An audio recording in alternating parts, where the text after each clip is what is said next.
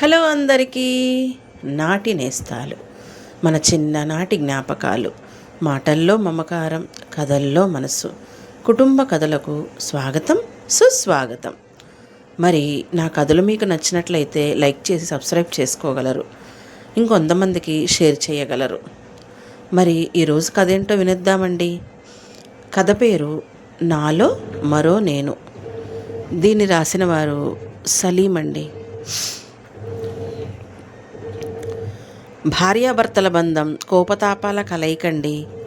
మరి ఆ కోపం శృతిమించితే ఇక కథలోకి వెళ్ళిపోదామండి. అతన్ని చంపాలన్నంత కోపంగా ఉంది. కసితీర కత్తితో కసా పొడిచి చంపాలన్నంత కోపం. అతను నా ఎదురుగానే ఉన్నాడు. నేను వండిపెట్టిన పదార్థాల్ని వంకలు పెడుతూ తిడుతూ తింటున్నాడు. శారీరకంగా నాకన్నా బలవంతుడు కదా, కలబడి కదలకుండా చేసి చంపలేను. రాత్రి నిద్రపోతున్నప్పుడు మొహం మీద దిండు పెట్టి ఊపిరాడకుండా చేసి చంపేయాలనుకున్నాను. అతనిది కోడి నిద్ర. చిన్న అలికిడైన మెలకు వచ్చేస్తుంది. పొరపాటు జరగకూడదు. వారంలో 2-3 సార్లు పార్టీలకు వెళ్ళి తాగొచ్చి పడుకుంటాడు. అప్పుడు మత్తులో ఉంటాడుగా. నేరం చేసినట్టు ఏ ఆధారము దొరకకుండా పక్కా ప్లాన్తో చంపేయాలి. ఎన్నేళ్ల కసిని గుండెల్లో రాచపుండులా మోస్తున్నానో. దాదాపు 30 ఏళ్ల నుంచి ఇతను పెట్టే హింసను మౌనంగా భరిస్తూ వచ్చాను. అటువంటి రాక్షసుడితో ఇంకా ఎందుకు కాపురం చేస్తున్నానో అర్థం కావడం లేదు. నీకు ఉద్యోగం ఉంది కదా, అతన్ని వదిలించుకొని హాయిగా స్వేచ్ఛగా బతకొచ్చుగా. నీలో నాకు మాసోచిస్టిక్ లక్షణాలు కనిపిస్తున్నాయే. అతను పెట్టే హింసకు అలవాటు పడ్డావో లేకపోతే ఆ హింసలోనే ఆనందాన్ని వెతుక్కుంటున్నావో అర్థం కావడం లేదు అంది నా స్నేహితురాలు శరణ్య. హింసను భరించాలని ఏ ఆడదానికైనా ఎందుకుంటుంది? నేను తిరగబడాలనే అనుకున్నాను. కసితీరా తిట్టేసి అతన్ని వదిలి వెళ్ళాలనే అనుకున్నాను. కానీ అప్పటికే నా కాళ్లకు సంకెళ్లలా 2 ఆడపిల్లలు పుట్టారు. నువ్వు మొగుణ్ణి వదిలేసి వస్తే నలుగురు ఏమనుకుంటారు? అసలే ఆడపిల్లలు, వాళ్లకు పెళ్ళిళ్ళు ఎలా అవుతాయి అంటూ నాలో పిరికి రసాన్ని నూరిపోశారు అందరూ. అప్పుడే తెగించి బయటకు వచ్చేయాల్సింది. అప్పుడు పెద్ద పిల్లకు 3 ఏళ్ల వయసు ఉంటుంది, చిన్నదానికి 1.5. మరో 20-25 ఏళ్ళు దాటితే కదా తెలిసొచ్చేది తండ్రి లేని ఆడపిల్లలకు పెళ్ళవుతుందో లేదో. ఎందుకో అంత ధైర్యం చేయలేకపోయాను. తండ్రి లేని ఆడపిల్లలకు పెళ్ళిళ్ళు అవుతాయే, కానీ మొగుడిని వదిలేసి వెళ్ళిన ఆడదాని పిల్లలకు పెళ్ళిళ్ళు కావడం కష్టం అంది అమ్మ. ఎందుకు కష్టం? అటువంటి పిల్లలకు ఎంతమంది పెళ్ళిళ్ళు కావడం లేదు అన్నాను. నేను చెప్పేది నీకు అర్థం కావడం లేదు. నీకిప్పుడు 26 ఏళ్ళు. భర్తను వదిలేసి ఒంటరిగా బతకడం కత్తుల వంతెన మీద నడకలాంటిది. సమాజం నీపైన బురద జల్లుతుంది. ఎవరితో సంబంధం ఉండబట్టే మొగుడిని వదిలేసింది అనుకుంటారు. తప్పేముంది అనుకోని, నాకేం నష్టం? నా బతుకు నేను బతుకుతాను అన్నాను. ఏంటే, కొంపదీసి ఎవరైనా నిజంగానే ఉన్నారా? చెప్పవే అంది అమ్మ కంగారుగా. ప్రస్తుతానికి ఎవ్వరూ లేరమ్మా, కానీ ఇతన్ని వదిలి వెళ్ళిపోయాక నా జీవితంలోకి మరో మగాడు రావచ్చుగా. నా మనసు తెలిసిన మగాడు, నన్ను ప్రేమగా చూసుకునే మగవాడు. అటువంటి అవకాశం వస్తే వదులుకోను, ముందే చెప్తున్నా అన్నాను. నోరు ముయ్యవే. ఏం మాట్లాడుతున్నావో తెలిసే మాట్లాడుతున్నావా? నీ పిల్లల భవిష్యత్తు గురించి ఆలోచించావా? నువ్వలా చేస్తే దాని ప్రభావం ఆడపిల్లల మీద పడదనుకుంటున్నావా? ఆ వచ్చేవాడు నీ పిల్లల్ని తన సొంత పిల్లల్లా చూస్తాడని గ్యారెంటీ ఇవ్వగలవా అంది. ఆ విషయం నాకు తెలుసు. సమాజం ఏమనుకున్నా తట్టుకోగలను, కానీ నా 2 పిల్లలు నా గురించి తప్పుగా అనుకోవడమో, నా నిర్ణయం వాళ్ళ భవిష్యత్తుకు శాపంగా మారటమో నేను భరించలేను. నా మొగుడు మీద ఉన్న కసి కొద్దీ అమ్మతో అలా అన్నానే, కానీ నాకంత ధైర్యం లేదు. నా పిల్లల జీవితంతో ఆడుకునే అధికారం నాకెక్కడుంది? వాళ్ళ కోసమే ఇతని అఘాయిత్యాల్ని భరిస్తూ వచ్చాను. ఇప్పుడు నా వయసు 54 ఏళ్ళు. అమ్మాయిలిద్దరికీ పెళ్ళిళ్ళు అయిపోయాయి. కూతుళ్ళు అల్లుళ్ళు అమెరికాలో ఉద్యోగాలు చేసుకుంటూ హాయిగా ఉన్నారు. ఇప్పుడు నా కాళ్లకు నిగళాలేవి అడ్డుగా లేవు. అందుకే నా మొగుడిని చంపడానికి ఇదే సరైన సమయం అనిపిస్తోంది. చారులోనో కూరలోనో విషం పెట్టి చంపాలన్న ఆలోచన చాలాసార్లు వచ్చింది. వెంటనే భయమేసేది. పోలీసులకు సులభంగా దొరికిపోయి జైలుకి వెళ్తే నా 2 పిల్లలు సమాజంలో తలదించుకొని బతకాల్సి వస్తుందన్న ఆలోచన. దాన్ని విరమించుకున్నాను. అతను భోజనం చేయడం పూర్తి చేసి డైనింగ్ టేబుల్ దగ్గర నుంచి లేచి వెళ్ళి షింక్లో చేయి కడుక్కున్నాడు. వెంటనే జేబులో నుంచి సిగరెట్ ప్యాకెట్ బయటకు తీసి సిగరెట్ వెలిగించుకొని టీవీ ఆన్ చేసి సోఫాలో కూర్చొని వార్తలు చూడసాగాడు. నాకు సిగరెట్ వాసన పడదు, వాంతొస్తుంది. పెళ్ళైన కొత్తలో ఎన్నిసార్లు చెప్పానో ఈ విషయం. నవ్వి ఊరుకున్నాడు తప్ప ఆ అలవాటు మానలేదు. ఏ అలవాట్లు మానాడని ఈ అలవాటు మానుకోవడానికి అతను తిన్న ప్లేట్ తీసి కిచెన్ షింకులో పడేశాను. నాకు ఆకలిగా అనిపించలేదు. ఓ గ్లాసు నిండా చల్లటి మంచినీళ్లు తాగి బెడ్రూమ్లోకి వెళ్ళి పడుకున్నాను. ఎప్పటివో జ్ఞాపకాలు. డిగ్రీ పాస్ అయ్యాక బ్యాంక్ ఉద్యోగం కోసం ప్రయత్నిస్తున్న రోజులు. అప్పుడొచ్చింది ఇతని సంబంధం. పేరు రామకృష్ణ అని చెప్పారు. సివిల్ కాంట్రాక్టర్గా చేస్తున్నాడట. బాగా సంపాదిస్తున్నాడని కూడా చెప్పారు. మొదట అతని ఫోటో చూపించారు. బాగానే ఉన్నాడనిపించింది.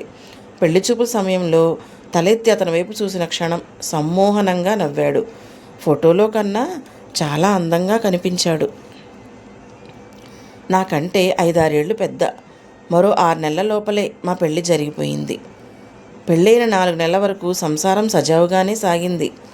నేను కడుపుతో ఉన్న విషయం చెప్పిన రోజు అతని మొహంలో సంతోషం బదులు ఓ నిశ్చింత కనిపించింది. ఆ రోజు రాత్రి 10:30కు ఇంటికొచ్చాడు. బాగా తాగినట్టున్నాడు. తూలుతున్నాడు. పడిపోకుండా పట్టుకొని లోపలికి తీసుకుని వెళ్ళాను. నాకు తెలియకుండానే కళ్ళల్లోంచి నీళ్లు ధారాపాతంగా కారుతున్నాయి. డైనింగ్ టేబుల్ దగ్గర కూర్చోపెట్టి అన్నం పెట్టాను. 4 ముద్దలు తిని మంచం మీద స్పృహ లేకుండా పడిపోయాడు. రాత్రంతా కన్నీళ్ల వరదలో కొట్టుకుపోతూ జాగారం చేశాను. ఎంత మోసం చేశాడో! పెళ్లికి ముందు నాకేమీ చెడలవాట్లు లేవు. స్మోకింగ్, డ్రింకింగ్ లాంటి దురలవాట్ల జోలికి కూడా పోను. చాలా బుద్ధిమంతుడిని తెలుసా అంటూ నవ్వితే నమ్మేశాను. ఉదయం అతను టిఫిన్ చేశాక కాఫీ తాగుతున్నప్పుడు అడిగాను, మీరు తాగుతారా? పెళ్లికి ముందు నాకెందుకు అబద్ధం చెప్పారు అని నిలదీశాను. నిజాలు చెప్తే నువ్వు పెళ్లికి ఒప్పుకొని ఉండేదానివి కాదుగా అంటూ నవ్వాడు. ఇప్పుడైనా మీకు విడాకులు ఇవ్వనని గ్యారంటీ ఏముంది? కోపంతో రగిలిపోతూ అడిగాను. నువ్వు కడుపుతో ఉన్నావు కదా, నన్ను వదిలి వెళ్ళలేవు. ఎందుకు వెళ్ళలేను? వెళ్తాను. నీకు పిల్లలంటే ఎంత ఇష్టమో నాకు తెలుసు. వాళ్ళ కోసం దేవుణ్ణైనా ఎదిరిస్తావని నాతో చాలాసార్లు అన్నావు, గుర్తుందా? కడుపుతో ఉన్న నిన్నెవ్వరూ పెళ్లి చేసుకోరు. నువ్వు అబార్షన్ చేయించుకోవు. నీకు పుట్టబోయే బిడ్డకి తండ్రి లేనివాడిగా చేయడం నీకు ఇష్టం ఉండదని నాకు తెలుసు అన్నాడు. నా కాళ్ళని గొడ్డలతో నేనే నరుక్కున్నానని అప్పుడు అర్థమైంది. పెళ్ళైన కొత్తలో నేనే ఇవన్నీ చెప్పాను. నా మనసు విప్పి అతని ముందు పరిచాను. దానిలో ఇప్పుడు అతను విషం చిమ్ముతున్నాడు. నాకున్న బలమైన ఇష్టాల్ని సంకెళ్ళుగా మార్చి నాకే తొడిగాడు. తాగటం ఒక్కటేనా, ఇంకేమైనా దురలవాట్లు ఉన్నాయా అని అడిగాను. అన్నీ చెప్పి నీ అనుమతి తీసుకోవాలా ఏంటి? నోరు మూసుకొని పడుండు అంటూ కోపంగా బయటికి వెళ్ళిపోయాడు. కోపంగా అతను అలా అవమానకరంగా మాట్లాడటం అదే మొదటిసారి. ఆ తర్వాత అది దినచర్యలో ఒక భాగమైపోయింది. సిగరెట్లు విపరీతంగా కాల్చేవాడు. నాకు ఆ వాసన పడదని చెప్పినప్పుడల్లా, కొన్ని రోజులు భరించావనుకో అదే అలవాటైపోతుంది అనేవాడు. ఇప్పటికీ నాకు ఆ వాసన పడదు, వాంతొస్తుంది. మొదటి కాన్పులో ఆడపిల్ల పుట్టింది. దానికి శ్రీజ అని పేరు పెట్టాం. నా మనసుకు ఊరట నా కూతురే. దాని ముద్దు మాటలతో, అల్లరి చేష్టల్లో మునిగిపోయి నా భర్త పెడుతున్న మానసిక హింసను లోపలి పొరల్లోకి నెట్టేసేదాన్ని. రెండో కాన్పు కూడా ఆడపిల్లే, క్షితిజ. దానికి 7 ఏడాది నిండింది. ఓ రోజు టాయిలెట్కి వెళ్తుంటే కణకణమండే నిప్పు కణికలు కదులుతున్నట్టు మంట. నాకు యూరిన్ ఇన్ఫెక్షన్ ఎందుకు వచ్చిందో అర్థం కాలేదు. ఎవరి నుంచి వచ్చిందో తెలుసు కాబట్టి రాత్రి అతను నిలదీశాను. వంకరగా నవ్వుతూ, ఓ నీకు కూడా వచ్చిందన్నమాట. రేపు డాక్టర్ దగ్గరికి వెళ్ళు, యాంటీబయాటిక్స్ రాసిస్తారు. 5 రోజులు వాడితే అది తగ్గిపోతుంది అన్నాడు. అది సరే, మీకెలా వచ్చింది అని అడిగాను. 10 మందితో సంబంధం ఉన్నప్పుడు రాకుండా ఎలా ఉంటుంది అన్నాడు. అదేదో చాలా సాధారణమైన విషయంలా. నాకు వాసన పడదని తెలిసిన అతను సిగరెట్లు కాలిస్తే భరించాను. తాగొచ్చి నోటికొచ్చినట్లు తిట్టినా సహించాను. కానీ ఇలా పరాయి స్త్రీలతో అనైతిక సంబంధాలు పెట్టుకోవడాన్ని తట్టుకోలేకపోయాను. పెద్ద గొడవైంది. కోపం పట్టలేక పెద్దగా అరిచాను. నా 17వ ఏట మొదలైన అలవాటు. ఇప్పుడు నువ్వు ఉన్నావు కాబట్టి పొమ్మంటే ఎలా పోతుంది? దీనికి ఎందుకు ఇంత రాద్ధాంతం చేస్తున్నావు అన్నాడు. ఎవరామె? ఎప్పటి నుంచి పరిచయం? పెళ్ళయిందా? పిల్లలున్నారా? అంటూ రకరకాల ప్రశ్నలు వేశాను. ఒకరైతే ఫలానా అని చెప్పగలను, చాలామంది ఉన్నారు. వారంలో 2-3 సార్లు కాల్ కాస్త గడపడం నాకు అలవాటు. దాన్ని మానుకోలేను. నన్ను వదిలి వెళ్ళాలనిపిస్తే వెళ్ళు, నీ ఇష్టం, నేనైతే ఆపను అన్నాడు. నాకు గవర్నమెంట్ ఉద్యోగం ఉంది. ఇతని మీద ఆధారపడాల్సిన అవసరం లేదు. నా 2 పిల్లల్ని పోషించుకోగలను, చదివించుకోగలను. అతన్ని వదిలేసి వెళదామని అనుకున్నాను. కానీ శ్రీజ గుర్తుకు రాగానే ఆవేశమంతా చప్పగా చల్లారిపోయింది. శ్రీజకు వాళ్ళ నాన్న అంటే వల్లమాలిన ఇష్టం. చిన్నప్పటి నుంచి అది అతని వైపే మొగ్గేది. దానికి 1.5 ఏళ్లకే మాటలు వచ్చేశాయి. నీకెవరిష్టం అని అడిగితే నాన్న అంటూ బుల్లెట్లా సమాధానం దూసుకొచ్చేది. అతను ఇంట్లో ఉంటే అది అతని చుట్టూ తిరుగుతూ ఉండేది. వాళ్ళ నాన్న తినిపిస్తేనే అన్నం తింటాడని మారాన్ చేసేది. అతని స్కూటర్ శబ్దం వినిపిస్తే చాలు, నాన్నొచ్చాడు అంటూ తలుపు తీసుకుని అతని దగ్గరకు పరిగెత్తేది. అతనికి కూడా శ్రీజ అంటే ఎంత ఇష్టమో. ఏ మాటకు ఆ మాటే చెప్పుకోవాలి. పిల్లలంటే ప్రాణం పెట్టేవాడు. చెడ్డ భర్త కానీ మంచి తండ్రి. పిల్లలిద్దరినీ అల్లారు ముద్దుగా చూసుకునేవాడు. నేను అతనికి విడాకులు ఇచ్చి పిల్లల్ని తీసుకొని వెళ్ళిపోతే శ్రీజ మానసికంగా తట్టుకోలేదని నాకు అర్థమైంది. తండ్రిని అంతగా ప్రేమించే కూతుర్ని అతని నుంచి విడదీయటం దుర్మార్గం అనిపించింది. అందుకే ఆ ఆలోచన విరమించుకొని అతను పెట్టే కష్టాల్ని పంటి బిగువన భరించాను. క్షితిజ పెద్దయ్యే కొద్దీ నేనంటేనే ఎక్కువ ఇష్టపడేది. వాళ్ళ నాన్న చేస్తున్న పనుల్ని చూసి గొడవకు దిగేది. శ్రీజ ఎప్పుడు వాళ్ళ నాన్న తరఫున వకాల్తా పుచ్చుకొని మాట్లాడేది. అతని తాగుడు గురించి అడిగితే, కాంట్రాక్టర్గా పనిచేయడం అంటే ఆషామాషి వ్యవహారం అనుకున్నావా? ఎన్ని ఒత్తిళ్ళు ఉంటాయో, రిలాక్సేషన్ కావద్దా? అలజడిగా ఉన్న మనసుకి ఊరట కోసం తాగితే తప్పేంటి అని వాదించేది. మరి పరాయి స్త్రీలతో సంబంధాల మాట ఏమిటి అని క్షితిజ కోపగించుకుంటే, కొందరికి కొన్ని బలహీనతలు ఉంటాయి, అలా తిరగడం తప్పే, కానీ అది నాన్న బలహీనత. ఎదుటి వ్యక్తిలోని బలహీనతల్ని క్షమించి అక్కున చేర్చుకునేదే కదా నిజమైన ప్రేమ అంటే. నాకు మా నాన్నంటే ప్రేమ అంటూ మా నోళ్ళు మూయించేది. అతని బలహీనతల్ని క్షమించేంత ప్రేమ నాకు లేదనుకుంటా. అసలు ఎప్పుడు అతన్ని ప్రేమించానని? అతనంటే నాకు అసహ్యం, కోపం, పగ. నన్ను చాలాసార్లు మానసికంగా పొడిచి పొడిచి చంపాడు. అందుకే ప్రతీకారం తీర్చుకోవడానికి సమయం కోసం ఎదురు చూస్తున్నాను. మరునాడు రాత్రి బాగా పొద్దుపోయాక తూలుకుంటూ వచ్చాడు. నాకు తెలుసు ఈరోజు తప్పకుండా తాగి వస్తాడని. మజ్జిగన్నం పెడితే నానా బూతులు తిడుతూ తినేసి మంచం మీద స్పృహ లేకుండా పడుకున్నాడు. నేను ఎదురు చూస్తున్న అవకాశం అదే. ఊపిరాడకుండా మొహం మీద దిండుతో అదింపెడితే సరి చచ్చూరుకుంటాడు.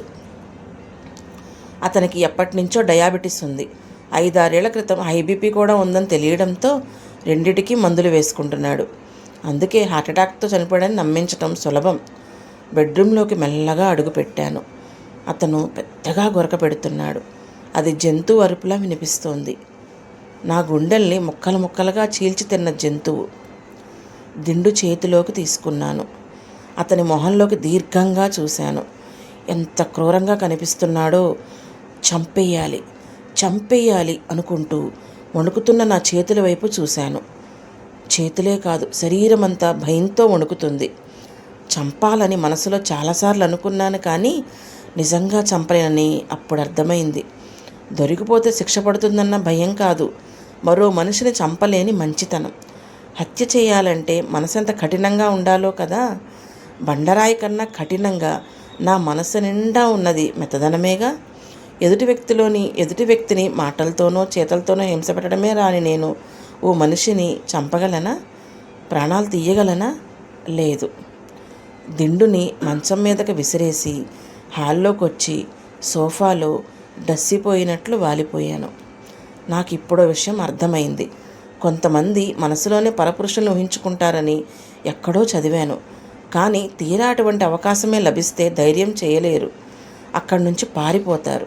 నేను అంతే అనుకుంటా. అతన్ని చంపాలన్న కోరికతో ఎలా చంపాలో మనసులో ఊహించుకున్న ప్రతిసారి మనసుకెంత హాయిగా అనిపించేదో, థ్రిల్ ఫీలింగ్ కలిగేది. ఊహల్లో చంపినా, నిజంగా చంపినా తర్వాత లభించే అనంతమైన మనశ్శాంతిని అనుభవించేదాన్ని. కానీ నా పగ, ప్రతీకారం ఆలోచనలకే పరిమితం. ఆచరణలో ఏమీ చేయలేని అశక్తురాల్ని, మానసికంగా బలహీనురాల్ని. మంచితనం, దయ, కరుణ ఇవి కూడా బలహీనతలేగా. ఓ రోజు బయటికెళ్ళబోతూ దబ్బున కింద పడిపోయాడు. అంబులెన్స్లో హాస్పిటల్కి తీసుకెళ్లాను. బ్రెయిన్ స్ట్రోక్ అని చెప్పారు. Ischaemic stroke.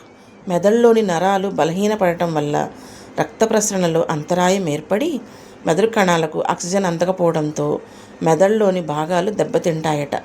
అతని కుడి చెయ్యి, కుడికాలు పక్షవాతానికి లోనయ్యాయి.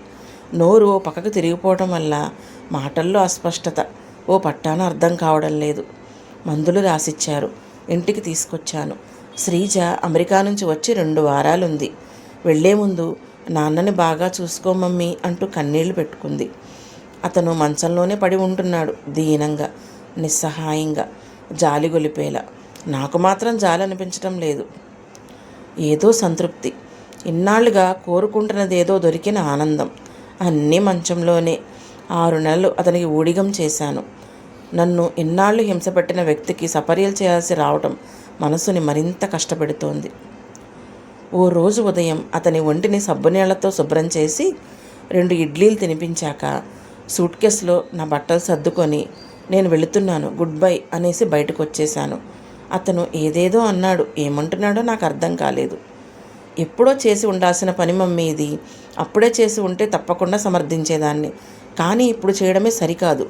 పక్షవాతంతో బాధపడుతున్న వ్యక్తిని నిర్దయగా వదిలి వెళ్ళటం తప్పనిపిస్తోంది అంది క్షితిజ. ఈ సమయంలో భార్యగా నాన్నకు సేవలు చేయడం నీ బాధ్యత కాదా? అలా దుర్మార్గంగా వదిలేసి వస్తే ఆయన్ని ఎవరు చూసుకుంటారు అంది శ్రీజ. నేనెప్పుడూ ఆయన్ని భర్తగా గౌరవించలేదు. నా 2 పిల్లలకు తండ్రిగానే భావించాను. నేను వదిలి రావటం వల్ల తనకి ఏమీ ఇబ్బంది ఉండదు. బాగానే సంపాదించాడుగా. వంట చేయడానికి ఓ మనిషిని, దగ్గరుండి చూసుకోవడానికి ఓ నర్సుని పెట్టుకుంటే చాలు, రోజులు హాయిగా గడిచిపోతాయి అన్నాను. శ్రీజ కోపం పట్టలేక నోటుకొచ్చినట్టు తిట్టింది. నవ్వి ఊరుకున్నాను. అతని అనారోగ్యం గురించి తెలిసిన చుట్టుపక్కల వాళ్ళు, స్నేహితులు, బంధువులు నన్ను దయలేని దుర్మార్గురాలిగానే భావించారు. కక్ష తీర్చుకుందని కొందరు, సరైన సమయం చూసి శిక్ష వేసిందని మరికొందరు అనుకున్నారు. కానీ నిజమేమిటో నాకు మాత్రమే తెలుసు. పెళ్లి కాకముందు వరకు ఎవరైనా బాధపడుతుంటే సాయం చేయడానికి పరిగెత్తేదాన్ని. ఎంత జాలి పడిపోయేదాన్నో. గుండె నిండా కరుణ, ప్రేమకు మారుపేరులా ఉండేదాన్ని. అతని మీద ఎంత కసిగా ఉన్నా అతన్ని హింస పెట్టినట్లు, హత్య చేసినట్టు ఊహించుకొని తృప్తి పడేదాన్ని తప్ప అతనికి హాని తలపెట్టడానికి మనసు ఒప్పుకునేది కాదు. కానీ అతను పక్షవాతంతో మంచం పట్టినప్పటి నుంచి నా మనస్తత్వంలో ఏదో మార్పు రాసాగింది. అతను బాధపడుతుంటే చూసి జాలి పడాల్సింది పోయి, బాగా అయింది, ఇలానే కావాలి వీడికి అని లోపల సంతోషపడసాగాను. సాడిస్టిక్ ప్లెజర్ని అనుభవించసాగాను. నేను స్వతహాగా మంచిదాన్నే, డాక్టర్ జెకిల్ లాంటి దాన్ని. కానీ అతనికి పక్షవాతం వచ్చినప్పటి నుంచి నాలో దాక్కొని ఉన్న హైడ్ బయటికి రాసాగాడు. అతని దుర్భరస్థితిని చూసి సంతృప్తిగా నవ్వుకోవటం, క్రూరమైన ఆలోచనలు, మాటలతో హింసించాలనిపించటం పెరిగింది. మరి కొద్ది రోజులుంటే తప్పకుండా హింసపెట్టి ఉండేదాన్ని. అతని కత్తితో కసా పొడి చంపినట్టు ఇన్నాళ్ళు ఊహించుకొని తృప్తిపడి నాకు ఇప్పుడు అతను నిజంగానే చంపాలని కోరిక ఉధృతం కాసాగింది. మరి కొద్ది రోజులు నేను అక్కడే ఉంటే అతన్ని చంపేసి ఉండేదాన్ని. నాలో మేల్కొన్న హైడ్ నుంచి అతన్ని రక్షించటానికే కాదు, నన్ను నేను కాపాడుకోవడానికి కూడా అతన్ని వదిలేసి వచ్చేశాను. అక్కడున్నది నేను కాదు, ప్రేమ, దయ, జాలి, కరుణ నిండిన ఈ నేనే అసలైన నేను. నేనిప్పుడు పూర్తి జెకిల్ని. హైడ్ని చంపి మనసు పొరల్లో లోతుగా పాతేశాను. నిజంగానే చంపేశానా? ఏమో చెప్పలేను. అదను చూసుకొని ఫీనిక్స్లా హైడ్ మళ్ళీ బతికి రావచ్చేమో కదా. ఏమైనా ఈ నిమిషానికి నాకు సరనిపించింది నేను చేశాను, అంతే. కథ మీకు నచ్చిందా అండి? తను